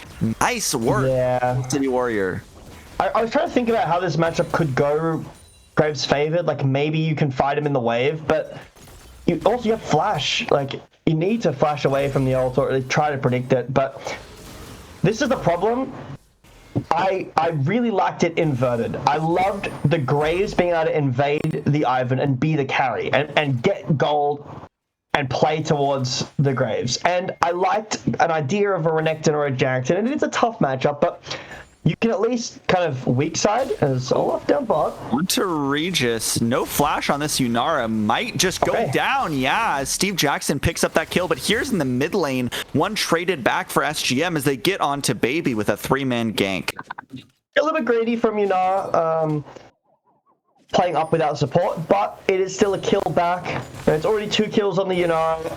1 kill now on the Victor after the early push out of lane, and actually Optic Waffles has a higher CS advantage. So even in the wave, I mean, he just loses. This lane might even just be worse than last one. Oh, as Boykiss are Yeah. actually going down on the bot side. I was focused on the top side, but actually will stay alive for now. Okay. And I don't know how Akira managed to get away from that, because that looked so cooked once Steel City Warrior Yeah. got Meganar. Crazy work. Something must have happened. Looks like Akira altered, so maybe Steel City Warrior got a little low and then recovered some health from Mega and Fleet Footwork. Could have been. But last game, you were an Aatrox. Olaf's here. I'll hold my point briefly. Yeah, Steve Jackson, as the TP actually comes in. Here's the Ignite from Akira onto Steel Why are we City Warrior. fighting? They don't have... It's a 10 the second, it's like a resources 6-second here. PP. Yeah, I think they could have just taken down Steel City Warrior and then turned after. That's a little... Oh my goodness. As soon as you said these lanes were going to be stable and quiet, everything goes out the window. Yeah, well, I thought that, you know, what would happen is that there would be relatively not a ton of fighting through bot because Ziggs would just clear for free, but and Yunara can catch waves of tower or vice versa. But no, these players want to fight. Mid lane is, you know, supposed to be just a bit of poke and pushing lanes, but a lot of action. And then the top lane is very volatile now. There's another item bot, Ghost, heal used by Yarg. But yeah, what I was saying earlier is last game, Akira was an Aatrox, got 3 items eventually, and even at 1 item, and you ult, you have a bunch of healing, you've got CC. This game, you're a Graves, and you're dying again.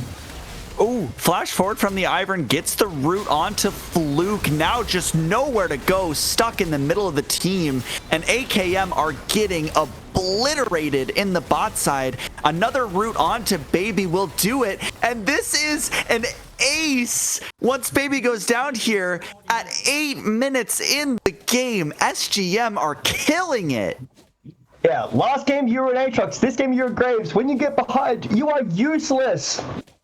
But I'm not exactly like your Syndra isn't here. You're already low. Olaf cannot do enough here. He doesn't have Ghost. Like, do you need Flash on Olaf jungle? I feel like Ghost is better.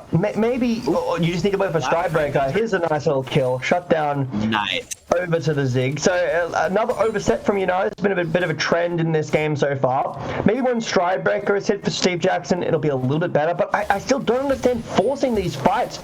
Just wait. This top lane is over. Like, we need a lane swap. We need to do something. Put the Graves in the jungle. Just have him farm camps with no jungle starter. It's going to be better than this. As Akira now really looking worse for the wear, getting Dove forced out of tier 1 tower here. The root connects, Steel Warrior gets in range, and that is just a rampage for this Gnar. And this top lane is even more one-sided than game 1. I didn't think it was possible. Yeah, this is not looking good, and bot as well. Because I'm not able to get the stun. All right, I'm going to get up. While you've got some time here, I'm going to get up the op.gg of enemy top. I'm going to bring it over here so that I can still see the game. But let's get rosters. Who am I looking for? Akira. All right. Here he is. op.gg. What do we play? Because this game is already looking lost. So I'm thinking about next game. At 9 minutes. Here it is, Akira. I mean, there's a 4K lead, and top lane is not getting any better. At least for a while, this game is going to be really, really hard to play.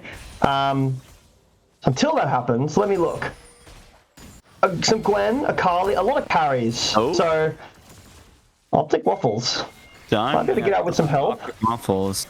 Steve Jackson is here, does use that Ragnarok, is trying to just run down the Victor, is currently CC immune, but too much damage, as Regis will pick up another on the enemy jungler. Ivan gets stunned here a little bit, but no roam from the bot until just now, so Scuttle Crab goes over for free. The dragon is up. It's Hextech Dragon, so neither of us predicted the Hextech Soul, but hasn't been taken 10 minutes in yet. Just a lot of laning. Maybe Gwen. I'm seeing a lot of Gwen. Some success on the Gwen. Maybe Mbessa. Something that isn't Graves top is what I would prefer in the next game, which is good. It's bad. I don't want to see it again. Unless, you know what? What's probably going to happen now is Graves is going to somehow get 3 items and one-shot the entire enemy team, and then he's going to be MVP. And then we're going to eat our words, and it's going to be awful. Who knows? That might happen, but for now, Stasis Gaming have their kind of pick of the litter here. 5 kills on Yunara, 3 kills on the Victor, 4 kills on the Nara. They can go anywhere they want. Grubs, Dragon, but Steel City Warrior. Oh yeah, walks up knowing that Steve Jackson is there, wants to take wins one of two, gets the double knockback into the wall. This Gnar is just running the show, but actually gets shut down. I spoke too soon. It looked really good, but Steel City Warrior gets burst by Akira with that ultimate, and you know, that's the first kill for the Graves this game. It might be the start of what you were talking about, as Baby actually will go down to Optic Waffles in the mid lane. Has been doing pretty well in the Syndra so far this game, but does go down there, as they actually will get a dive onto Fluke as well. Trades one back. There is just death all over as Steve Jackson goes down in the mid lane as well. And very, very bloody game. As soon as, you know, you said it was quiet. I got my tangent out, and then they have fought non-stop the entire game. Is this a kill? If he gets root, it should be a kill. Yeah, that's a kill too. So, and another kill on bot. Awesome. Okay, and so another one. Let's get a replay of just that top kill earlier, and don't watch it again. Yeah, perfect. Here we go, and then we're gonna watch nothing else other than this. So I think it's the healing from Steve Jackson, right? Because the CC chain is nearly perfect, but he just gets a shield from the Rakan and then just life steals because it gets more life steal when he's lower health. Don't look at what happened after that. That was a great play, and then everything blew up after that. Stasis Gaming looking pretty strong. See Immune trying to walk down Optic Waffles. No flash on the Victor, but that doesn't land. Yeah, it makes it very hard to connect on the kill there. And I mean, I will say they are very far behind, but they've been trying to make some stuff happen still. They clearly have not lost their spirit. There's been 23 kills in this match in 13 minutes. Wait, and the Dragon's in this game. We forgot. Oh, we remembered. We're doing a dragon. 13 minutes in, first dragon being taken. Take the camera away from top. I don't need this. This is bullying at this point. Painful. There we go. Perfect. Ooh, Chemtech. You're out. Damn.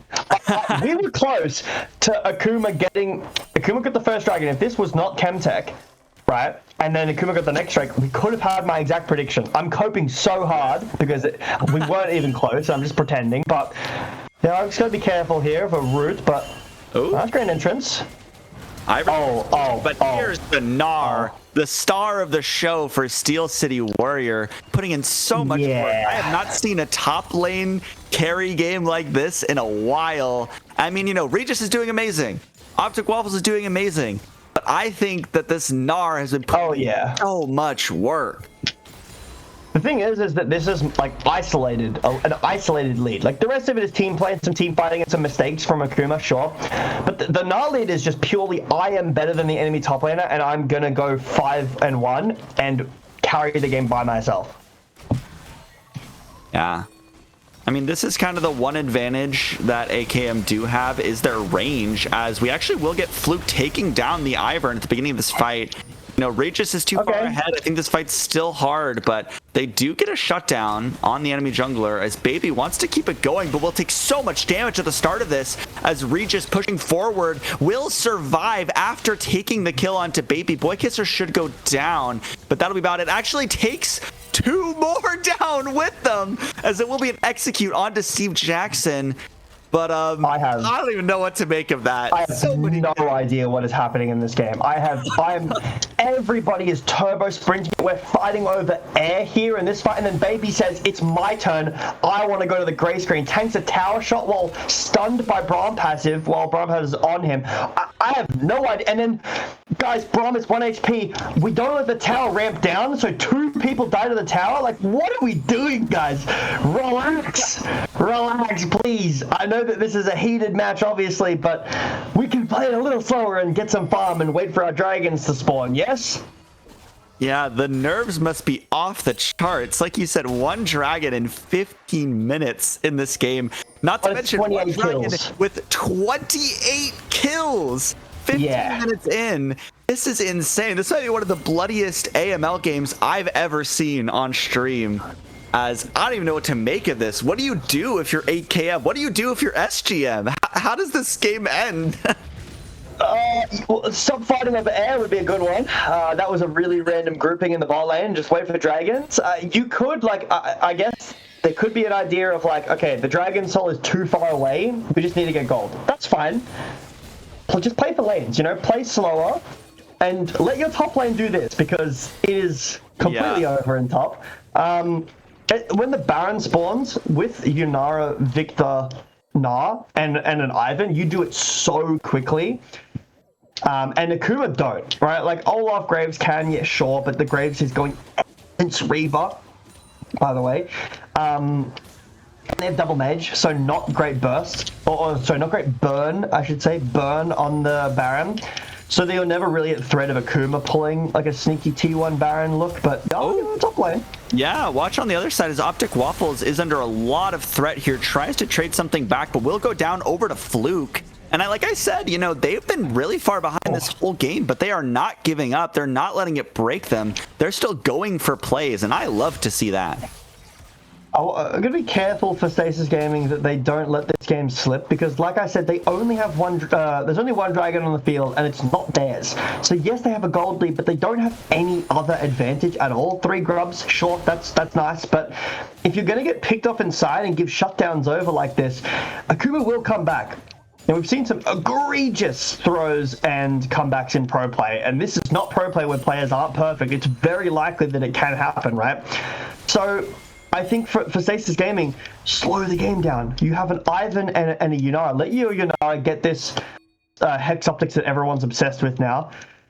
Let her get some more items after that. Play with your Enchanter jungler. Play with your Brahmin Protector, right? Play these dragons. Play the team fights together. If you keep walking in like this and something goes wrong, your vision isn't perfect, you will lose this lead. And Akuma already have the first dragon. If they get the second one... Ooh, Steel City Warrior trying to convert this lead onto the rest of the map now. As Steve Jackson getting so low, so much damage from this Gnar, from the mini into Mega, and they just go down so quick. And actually, no kills go over to Steel City Warrior there, but full credit in my mind for that play. Nicely done. Yeah, no kills to the Gnar, no kills to the Yunara. It was a kill to Braum and a kill to Ivan. Perfect. I mean, Ivan does have Dark Seal, so one of those kills does help, right? Carol went into the wall. Do you see that? Did he drive it into the wall? Really? He did. Oh, interesting. That's great. Okay, well, the Herald is going to tank the tower and stand there menacingly. Soul check. You wanted it Infernal. Let's see. Is it Infernal? Here's my chance. Wow, damn. It's...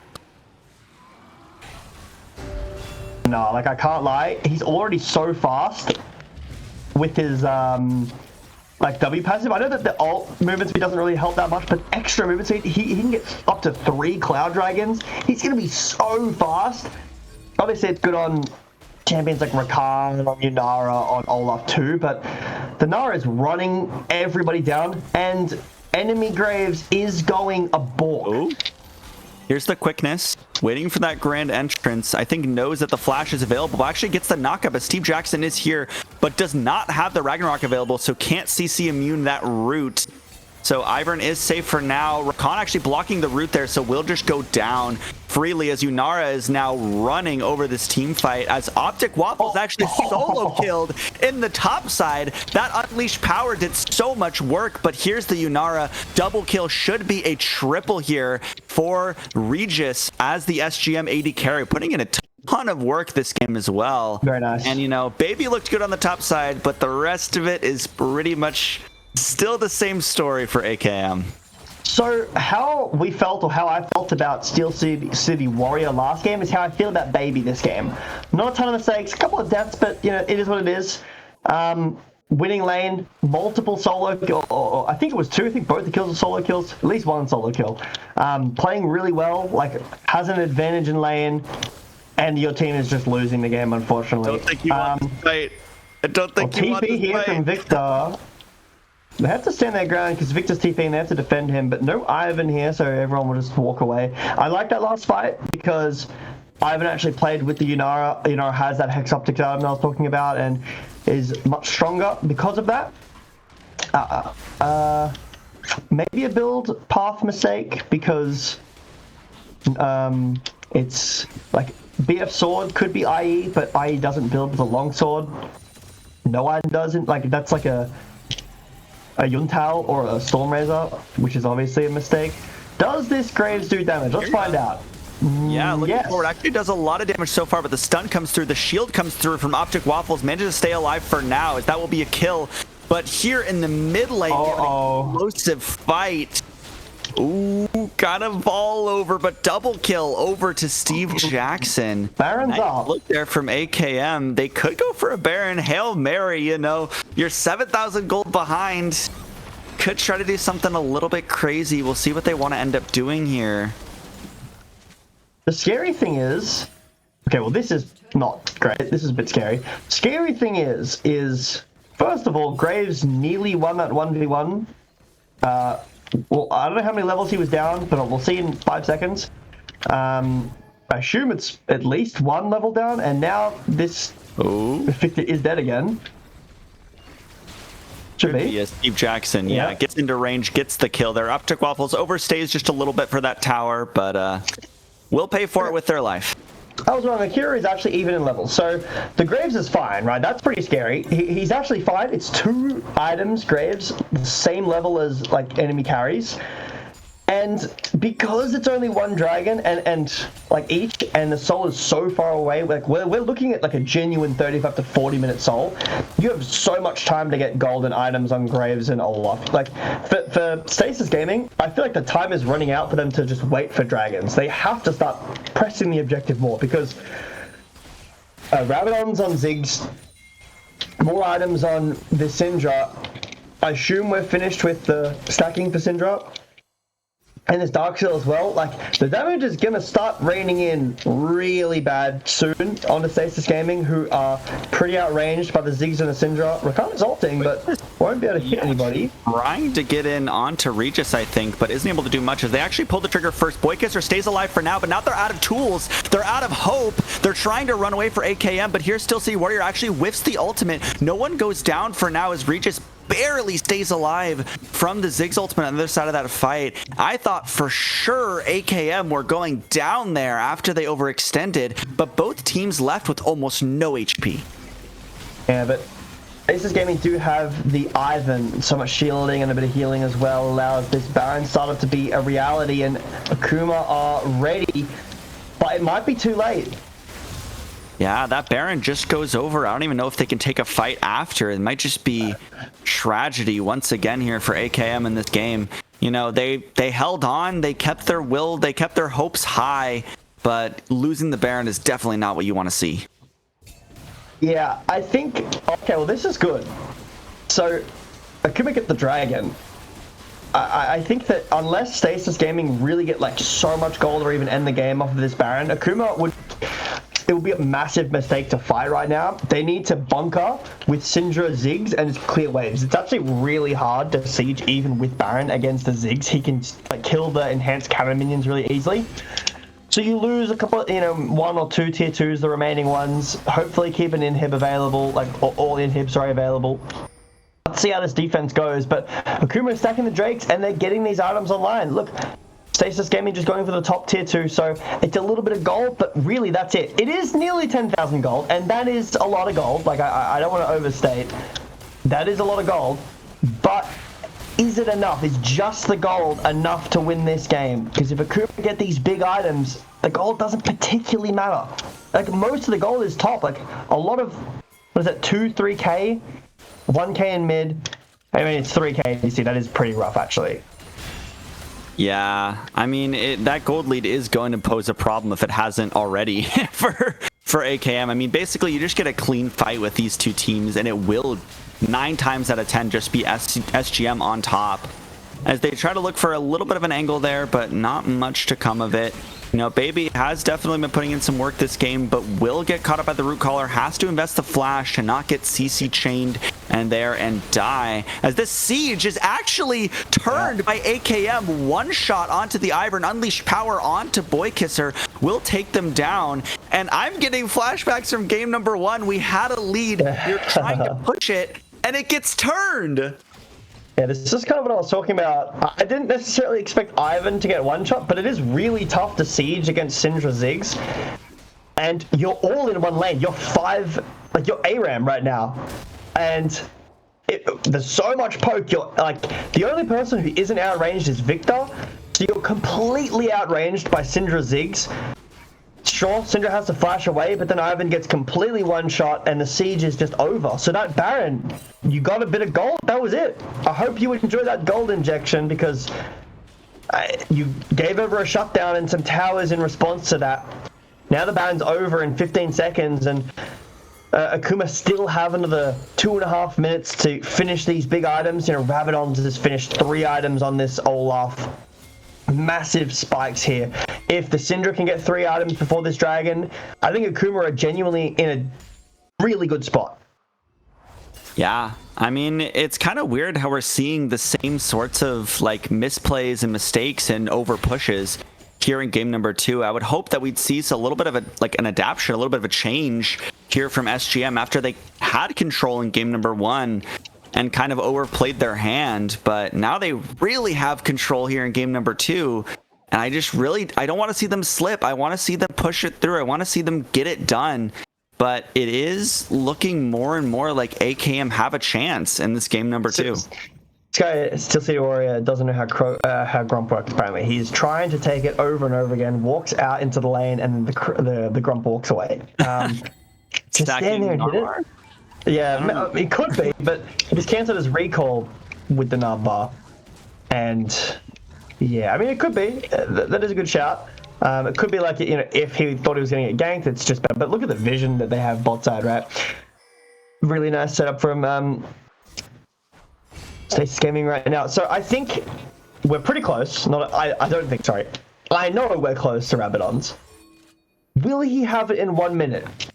Probably not. Unless another shutdown gets given over, unless the Snar dies. He's sitting on 400 gold. He needs 1.1k. This is a good pick. On to Boy Kisser, gets knocked up and will just go down to the Syndra. Nicely done there. They keep finding these picks. They keep finding these plays. I'm starting to see why this team is number 1 in the league. I mean, we were talking about the front-to-back capabilities from Akuma. And I said maybe the Braum doesn't die. The Braum has Locket and Iceborne Gauntlet, so that he is no Marauder because he has Lucidity Boots for some reason. So Syndra just one-shots this Braum as soon as the shield is put down. This tower actually might give Syndra enough gold for Rabadon's. I actually think, even though the gold is scary, I think Akuma is stronger. I think they are. You are 100% reliant on your Yunara 5v1ing the entire enemy team with Ivan and Braum. If you can do that at this dragon, that's great. Syndra needs to base and TP now with Rabadon's. It should be finished or very close. If it's not finished, I'm really worried. Ooh, Yarg trying to start the fight, gets a little bit of a chunk onto Boy Kisser, but here's the Yunara currently untouched. If they do get a first kill, it could give a lot of momentum here. Trying to keep locked up, but Boy Kisser now getting dangerously low here as the front line. They are getting some pressure. Force out the flash from Fluke. Steel City Warrior now putting in a lot of good work to pressure. Takes the first kill onto the Ziggs, but here's our Graves. Here's our hero trying to get onto Regis, but is unable to do it. The CC's too strong. Actually does kill before going down. Nice damage there. I had no hope, but there it was. As what a chaotic move by Yarg will pick up the victor. This is a 2 for 3 in favor of AKM. Well, they're still down almost 5,000 gold. Yeah, the Graves goes in heroically, sacrifices himself, but the rest of the team, I think Stasis Gaming go too far after the Ziggs. They get the Ziggs, the Dragons up, just back up. But they get flanked by the Graves, not enough vision. Olaf is able to come in and with no anti-heal at all. So they're here. This Yunara is fighting, flashes into the wall, and then Olaf just comes in on the side, runs down this Yunara and the Ivan as well, who also flashed into the wall. So mechanically not a pretty fight from Stasis Gaming at all, and now it's 3 dragons to Akuma, 5 minutes away from this Cloud Soul. As long as you don't lose the game in that 5 minutes, as long as Baron isn't taken, we're talking about last game, 3 items on the Aatrox. This time 3 items have been completed for this Graves, working on what I assume is a Jack show so that he can survive a little bit longer. Realistically, all he has to do is half hit the Yunara, remove some of the shielding with the Serpent's Fang, and the Zig Syndra Olaf will do the rest, because we are not protecting our Yunara. Here's the Baron. Akuma, do you show up? You have TP on Graves, and Olaf is in the area. They should, but Baby might be under some threat here. Gets tagged by the Winter's Bite. Baron going down to 4K here. We'll see if we have a steal the other direction now. It will go over to Steve Jackson, now just running through the team fight. It is AKM. Get the objective. Will go down with a little bit of a fight, but SGM should just get aced here. It shouldn't be the end of the game, but man, if you told me that they would be in a winning position after getting aced at 8 minutes in the game, I would never believe you. I mean, at the beginning of the game, I said, this game is over. it was not over. Spoiler. Nice grand entrance, and the ace, the delayed ace, finally comes through. It won't be the end of the game just yet, but it is so close. The Braum shield was used on nothing. And then here comes Rakan with Olaf. They just cannot stop. The Zigzag hits everyone. The Syndra hits everyone. Rakan goes in. They can't stop the fight from happening. This is why the Braum is not a strong pick against the Rakan. The Syndra stun was so nice, so well placed. Hit 2 people, and then Rakan and Olaf just run everybody down. Stasis Gaming cannot live through the onslaught of Akuma's comp. And look at this gold difference. It's like barely 1.8 thousand right now. Like, it is basically nothing at this point in game. They were down so much gold. They were down so many kills. They were down basically everything. He's up gold. But look at this. Yeah, it's crazy. Our top lane difference is gone. Like, top gap, I guess. Game now. Yeah. He's up a level. He's up 1,000 gold. Top gap. Nothing I want to see here. That's crazy. I have to say, I'm really impressed by the fact that Akuma, like, when you make a mistake against them, they will find the in. The thing is that Stasis Gaming, like, Dragons are such an important win con, and the reason they can't end the game is because the game is just simply harder to end. That's what this year is about. I've been talking about this a lot this year, but getting Baron doesn't really do anything if you aren't a goal as well. It's great, but if you don't have dragons, if you make mistakes, because there's so much gold in the game and so much damage, you can make mistakes and lose the game, as we've seen here. It had a big lead on Nah, a big lead on Victor, and because you had no dragons and no real way of ending the game, you go mid with 5 with the Baron and end up losing the game because of multiple back-to-back fights. Now, this time it's not a 5v5 because Graves is pushing in the mid lane, so Stasis Gaming not sure where they want to defend. They're going to lose this tower too because of Ziggs. Almost a good catch there onto Steve Jackson too, but the Ragnarok keeps him alive. And this is kind of what I've been looking for with some Baron push. Finally, Akuma showing us some split pressure here.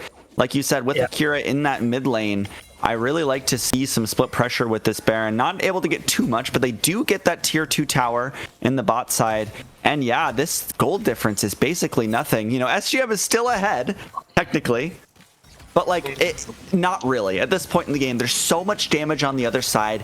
Like, AKM has shown how good they are at team fighting, at finding picks, at finding plays. And now it really just comes down to who can do it in the next fight. The next fight should be that game decider. I mean, somehow, nice flash. Oh, right onto Baby. It actually gets shut down. Steel City Warrior putting in so much work. Akira trying to get damage down onto the Yunara. Has to bust both summoner spells just to survive it. Steel City Warrior is now isolated from the rest of the team. Is going after Akira now. Here's our top lane fight. and will win out on that trade Right. once again. This is a 2-0 for SGM. I'm going to give all the credit there again to Steel City Warrior, trying to hold on to this game. Yes, Baby no flash, so perfect engage there from Steel City Warrior. Finds the one member who he needs to, and I was about to talk about, okay, you know, nearly Void Staff for Baby. You know, we have so much damage on the Ziggs where somehow we are full build Graves. And Cloud Soul is spawning, and Baby gets caught instantly there. And that's the fight. It's so hard for Akuma to play without, you know, without a member. Like, oh, it's actually, he's changing it. He sold the Blasting one and is now going the Crypt Bloom instead of Void Staff. I guess they've already got Void Staff, so they want the Crypt Bloom instead. Fair enough, sure. But the thing is, again, this doesn't end the game. All it does is prolong it another 5 minutes until the soul is claimed, or until essentially you need to ace a team. You get Baron and win with the Baron, or ace someone when you have enough members up to push. If not, the game is just going to continue because it's too close in gold. Until the soul has been claimed, there isn't really a tangible advantage for either team. It's very close. Yeah, I mean, and my eyes must be deceiving me right now. Oh no, it just ticked over. But for a second there, Akira had a level lead on Steel City Warrior after getting solo killed 4 times in the. Yeah, he did have a level lead. He did. It was a level up and 1k gold up. That was when we checked before. That was really something. I guess shutdowns are pretty good. Yeah, but I mean, doing such a good job holding it together right now is AKM. Now they're down about 3,000, so they are pushing the lead a little bit more for SGM. But really, You know it's full build. fights as this comes out. Not a super committed engage so far. Well, that was the quickness used by Rakan. That's a massive tool off from AKM. So it's gonna be a bit tougher for them to start the engage, which I think is really good for Stasis Gaming because Yunara still has ults. She still has an enchant, and she's full build. You know, like actually 7 slots. You know, boots plus 6 real items. One of those is QSS. Sorry. We're 1 level away of being level 18, so the stats fully completed. This Yunara is in a prime position to fully carry the game with the full team by her side, but it's more than just items. You know, it's about the clicks. Rakan ult is coming back up. I think that SGM could probably have pressed their advantage a little more. There's a Graves flanking behind. Oh, maybe looking for something. You know, we had the flanking rumble in game 1. We have a flanking. We did. In game 2. But I think what I'm just seeing right now is these nerves are still there. You know, I don't think either team really wants to be the one to engage. They don't really want to be the one to potentially lose this game for their team. You know, if you're SGM and you lose this, that is really like a bad look. And if you're AKM and you lose this, then it's like, oh, you know, people forget about the time when you came back. But here's the pressure, here's the fight. They get so much damage in an AoE, and AKM are diving. A little bit of damage traded back, but it is not enough. 2 kills down for AKM. They get a double kill onto Steve Jackson. That is 3. I didn't see the other one go down. That is 3 members dead of SGM. This should be the game as long as AKM can push in and take this. I don't even know what to say. Yeah, I mean, they just cannot stop the Rakan from going in. He lands onto Yunara, and Yunara gets 1 shot. Nice ult. Trying to dive in. Steel City Warrior trying for that hero play for one last time in this game. Trying to waste a little bit of time, will go down on the back end. And yeah, this is a 2-0 from AKM. And I cannot believe what we just witnessed on the Rift. So it's MVP Graves, right? Like, we're all in agreement. He obviously carried that game. MVP Graves, for sure. Well, the curse is broken. No more game 3. I think Akuma really tried to get a game 3 there, but they ended up winning by mistake. On a serious note, though, I think I want to talk about the good things first. I think that Akuma played really well in the late game. The early game wasn't great. Like, the top lane, a bit rough, but for me, the MVP is actually Rakan. I could make an argument for Baby on the Syndra, but Yago and Rakan did so much work. Like, all fights were played really well by Rakan. And, you got to give the supports the shout out every now and again. This is game one screenshot. So don't look at these. But, yeah, the Rakan did so much work. I think that the Syndra was good too. The Olaf ended up paying off really well. We need to be careful at top because that was not pretty. But for Stasis Gaming, you have the lead. There we go. Perfect. You have the lead. Again, your top lane is really gapping. And I think some drafting, I really don't understand the Braum into Rakan. And your fights boil down to basically Yunara dies. Okay, bye. The game's over, or the fight's over, basically. And another game of not great dragon stacking from Stasis Gaming, right? I think that's massively important. You can't underestimate how strong the dragon stacking is and how strong the soul is. If you had had Cloud Soul, that game, it would have been really nice with Yunara and Anar. It definitely would have. And, just a little bit of misprioritization, I think, is kind of the key word there. I think they looked really good. Obviously, they were good enough to get themselves such a big lead early in the game. Yeah. They were winning those fights. They were playing it well. It's just in that second half, it seemed like Akuma just knew what they wanted. They found the plays. They found their magic. They found their moment. And they got it done in a 2-0. I'd say it's probably the least convincing 2-0 I've seen in a while. Yeah. But they technically did it. So we have a player of the game here for game number 2. We did Yarg. I definitely agree with that. What do you think for a player of the series? Who had the most influence over both games? Well, we were talking about Fluke on the Ashe and a little bit of Steve. You liked the Mundo for Steve Jackson, and then we were talking about Yarg. I don't know how you like to do. I know some people I've spoken to think you need to get a player of the game to win player of the series, but I think Baby is player of the series for me. I don't think individually had one moment or a game that this was Baby's game. But I think the series, Baby was winning lane. A lot of the fights were paid off by the Syndra and the Hui. I think that this player is really, really talented, and it is very scary moving on into week 7 and then obviously playoffs.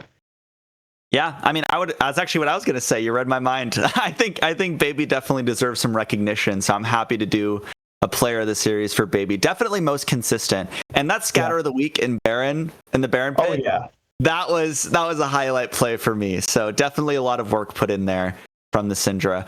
But really wild series. Fun one for you to kind of drop in on and see some AML action. But any other final thoughts before we close it out here? Yeah, don't pick Brahman to Rakan.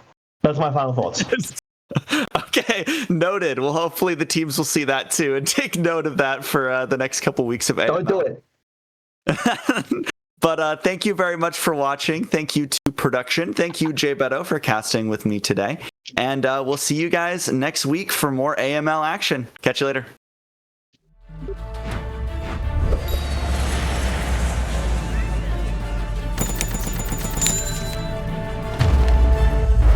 Bro, just use Zen Market.